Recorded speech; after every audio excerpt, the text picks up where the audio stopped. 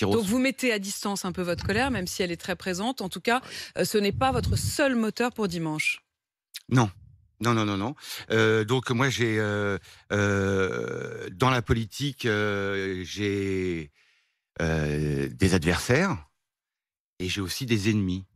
Donc je sais très bien pour qui je ne voterai pas dimanche Donc prochain. l'adversaire, c'est Emmanuel Macron. L'ennemi, c'est Marine Le Pen. Vous voterez pour l'adversaire pour pouvoir contrer l'ennemi?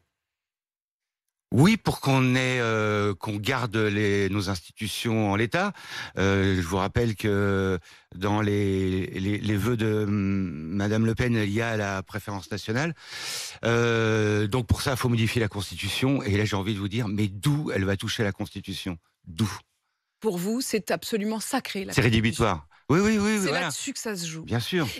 Vous êtes très divisé dans le camp de Jean-Luc Mélenchon, dans les électeurs de Jean-Luc Mélenchon. Il y a eu 310 citoyens qui avaient parrainé la candidature, 310 000 citoyens qui avaient parrainé la candidature de Jean-Luc Mélenchon, auprès de qui une consultation a été réalisée. Le blanc ou le nul arrive en tête, avec 37,6% des voix. Puis Emmanuel Macron, comme vous, 33,40% des électeurs de Jean-Luc Mélenchon qui iront voter Macron. Et c'est ensuite l'abstention. Et puis, il y aura aussi quand même une partie, sans doute, pour Marine Le Pen. Qu'est-ce que ça dit aussi du camp de Jean-Luc Mélenchon, cette division? Il y a un vrai désarroi avant dimanche. Non, non, vous mettez la division en avant, moi je mettrais plutôt la concertation et l'aspect hyper démocratique de l'histoire. Oui, puisque, oui, ça pour le coup, je dis juste la difficulté entre... Le premier élan, c'est de dire, voilà, nous, chacun est responsable de son vote. C'est moins la division que la diversité en réalité. Sont suffisamment grands et renseignés sur ce qui est en train de se passer dans notre pays.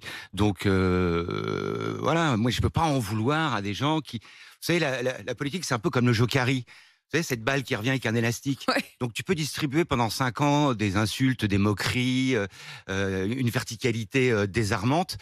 Ben, ce qui te revient après, c'est la même chose, mais avec une baffe en plus. Donc ça, c'est... Elle est quand même là, la colère. Hein. Mais bien sûr qu'elle est là, la colère. Enfin, je veux dire, quand Monsieur Macron, il donne des interviews à Valeurs Actuelles, C'est qui lui est un qui a journal nourri. d'extrême droite. Ça veut dire qu'il a nourri. Comment on fait, nous, derrière? Enfin, il faut qu'il muscle son jeu, Monsieur Macron. Parce que là, c'est quand même chaud. Parce qu'il y a une colère incroyable dans le pays. J'ai l'impression que ce qui manque entre le haut, vous voyez, et la base, et le peuple, c'est cette prise de température, celle que j'ai pu, moi, comme d'autres, militants, associatifs, ressentir sur le terrain. À chaque fois que j'allais voir des gilets jaunes pour discuter avec eux, mais personne n'a pu mesurer le niveau de détestation.